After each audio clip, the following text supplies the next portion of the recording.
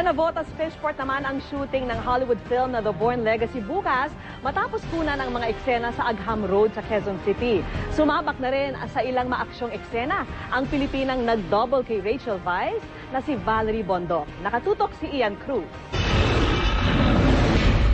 Ang ilang larawang ito, kuha ng isang residente na tumangging magpabanggit ng pangalan. Eksena ito sa taxi ng kadobol ni Rachel Weisz. Siya ang commercial model at dating VJ sa QTV Channel 11 na si Valerie Barrio Bondoc, asawa ng dating teen idol na si Juan Mig Bondoc. Pumayag na magbigay ng interview sa amin ng French-Filipina na si Valerie.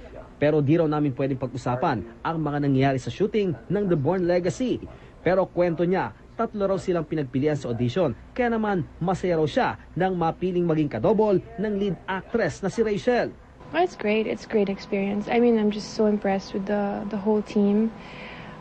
Get to meet a lot of wonderful people with so much, like they've done so many big movies already.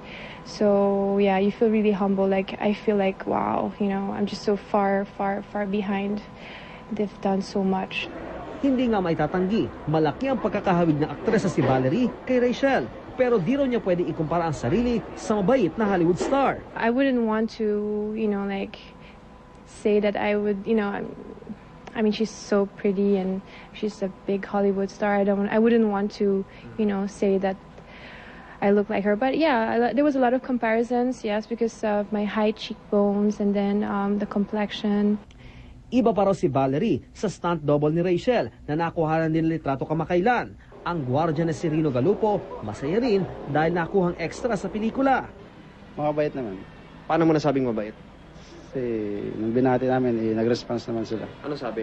Anong mag-hi kami, nag-hi din sila. Hi, hello.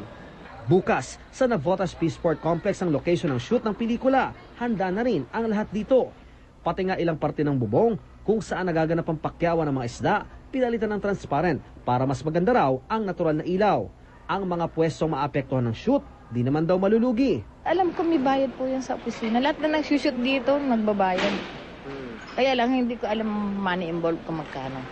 Abala rin ang stunt team sa kanilang eksena, maging ang stunt double ni Rachel. Ang mga tao sa Fishport, excited na raw na makita ng personal ang mga Hollywood star. Kasi ang iba, ang karamihan, gusto nila maka-extra sila eh. Pag nakuha kaming extra, magkakapera po.